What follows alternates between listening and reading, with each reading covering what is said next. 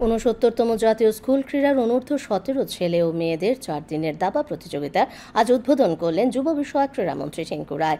রাজধানীর এনএসআরসিসির অডিটোরিয়ামে এই প্রতিযোগিতায় 33টি রাজ্যের 333 জন খেলোয়াড় যোগ দিয়েছে।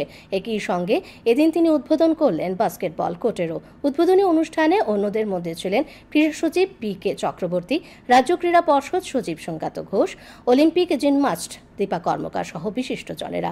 টিঙ্কু রায় বলেন, ত্রিপুরা পূর্বোত্তরের ছোট রাজ্য হলেও খেলাধুলায় জাতীয় আন্তর্জাতিক স্তরে সুনাম অর্জন করেছে। ভবিষ্যতে দেশের মধ্যে ত্রিপুরার খেলোয়াড়রা আরও কৃতিত্ব অর্জন করবে বলে তিনি দৃঢ় অভিমত ব্যক্ত করেন। দাবা বোর্ডে অর্ষিয়া দাসের সঙ্গে প্রতিযোগিতার উদ্বোধন করেন যুব বিষয়ক ক্রীড়ামন্ত্রী টিঙ্কু राय। सबको मैं स्वागत करता हूं त्रिपुरा सरकार की तरफ से।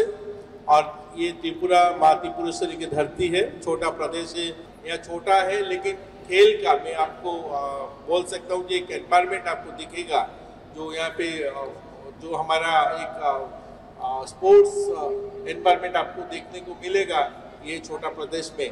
और काफ़ी सारे कुछ घूमने का भी है।